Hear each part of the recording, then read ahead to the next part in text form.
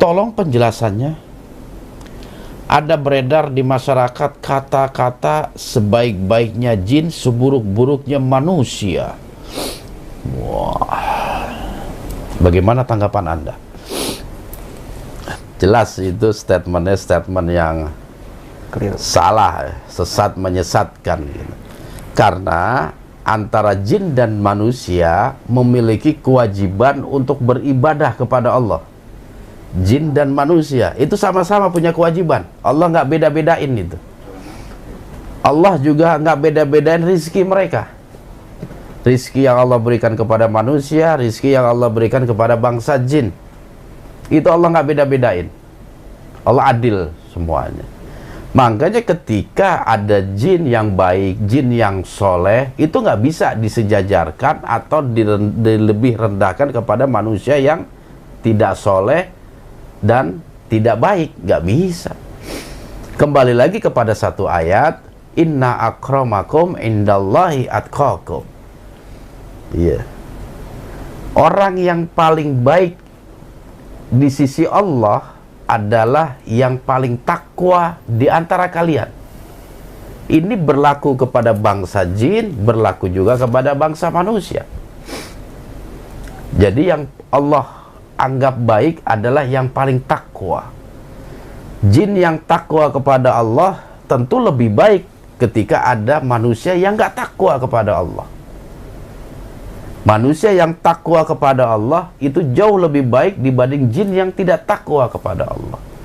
Jadi standar kita adalah ketakwaan kepada Allah Subhanahu wa ta'ala. Karena antara jin dan manusia memiliki kewajiban yang sama untuk menyembah dan beribadah kepada Allah. Dan mereka pun memiliki syariat yang sama dengan kita. Lantas ditanya, apa agamanya bangsa jin? Kalau dia ada yang soleh, tentu agamanya adalah Muslim, Islam. Dia mengikuti tuntunan baginda Rasulullah Shallallahu Alaihi Wasallam. Karena apa? Manusia sebagai khalifah. Artinya jin tidak Allah angkat di antara mereka seorang nabi pun.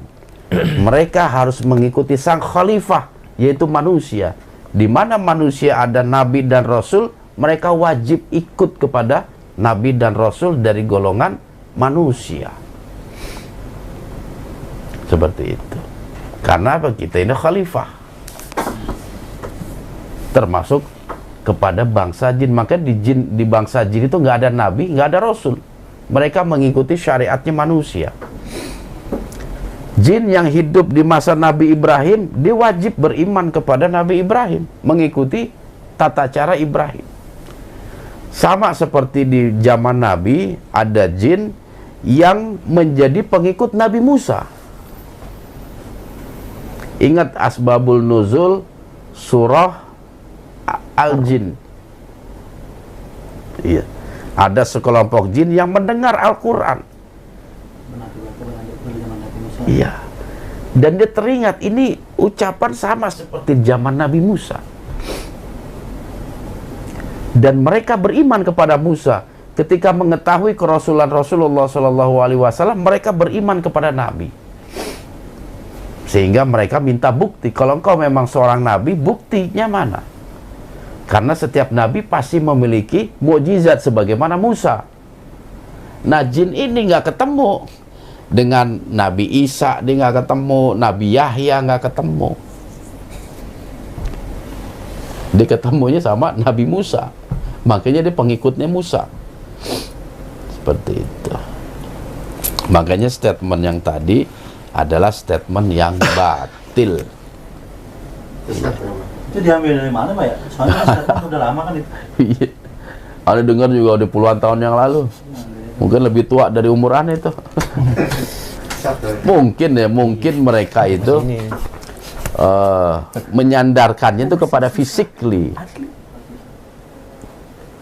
Jadi sebaik-baiknya wujud jin gitu, masih lebih bagus jeleknya manusia gitu. Karena apa? Allah menciptakan manusia itu ahsani takwim.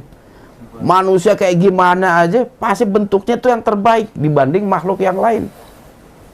Kalau itu betul.